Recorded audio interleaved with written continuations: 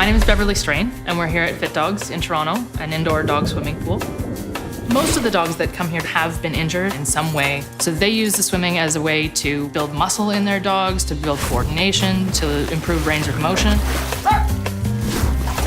We also have people come here because they have a swimming pool at home and they want to make sure that their dog is safe around the swimming pool. What's that? Hey, Jam Jam? What's that? Jam Jam is a young, high-energy dog. She's very toy motivated, and that can be a safety concern.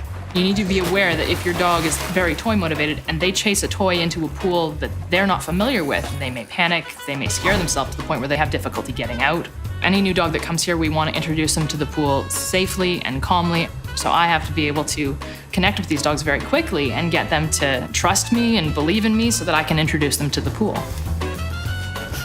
There you go, sweetness.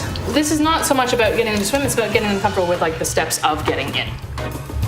I need them to be comfortable with the ramp and how to get in by themselves before I can just sort of pick them up and toss them to the pool.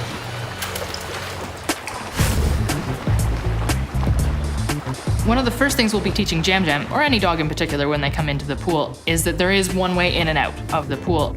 One of the things that can happen when a dog is swimming in a pool is they can panic when they hit a wall. So we need to teach her that she doesn't need to panic if she encounters an edge.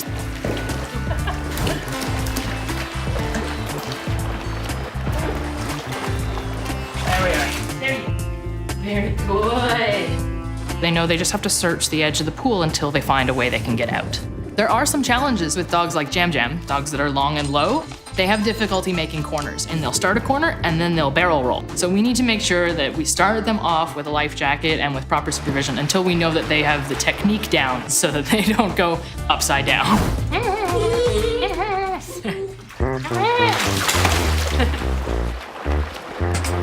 Most dogs are absolutely natural swimmers. They have 4 legs that are providing propulsion. For the most part, we only really have 2. And they're also able to keep all 4 legs going in all the time with their head out of the water and with constant air coming in, something that we can't do. Honestly, of the thousands of dogs we've done, I think I've seen 2 that just don't have a natural instinct to swim. Some dogs have it easier, like Stanley our Noof. He's got a coat that does repel water with the lanolin in it. It keeps him from getting too cold. He also has webbed toes. Yes, indeed. Yeah, one of the few breeds that does. Takes after his old man. And the Newfoundlands have a swimming characteristic where their legs come out far, so he gets large sweeping strokes. Stanley is a born and bred water dog. He loves to swim. He loves to swim in rivers and lakes and creeks. Especially in a place like Toronto, it gets kind of cold to swim in the winter. So he's coming here to see if there's another opportunity or another option for him to swim in the wintertime. Good boy!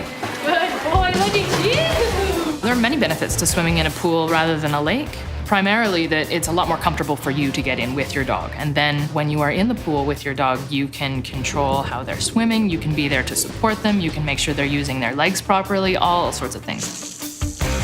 We also here at Fit Dogs have a shower and a blow dryer and shampoo and all sorts of things that make it a little nicer. You don't have to have a dog that smells like a lake.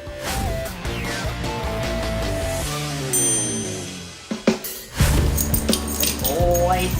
Good boy, look at you. Smokey is a 10-year-old Staffordshire who loves to swim. Come here. Smokey's been swimming with us for a little while as part of a recovery plan for an injured hind leg that he had. For dogs who are relatively sedentary or dogs that have been injured or are older or weaker in some way, swimming can be better than just walking or straight up exercise in that swimming's a non-weight bearing activity. So any dog who has hurt their joints or who has poor muscle tone can start to build muscle, to build coordination, to improve range of motion, and all manner of things that swimming's really good for. So one of the things that is of particular interest to these dogs is that he doesn't have much fat on his body. He's got an awful lot of muscle. And what that means is that he doesn't naturally float. He needs to keep moving to be able to swim very well. And move you do. My goodness. Smokey's owner is hoping that with swimming regularly and building some muscle, they can avoid surgery. Nicely done. Good man. Doing this work is so rewarding. It's why I've been at it for so long.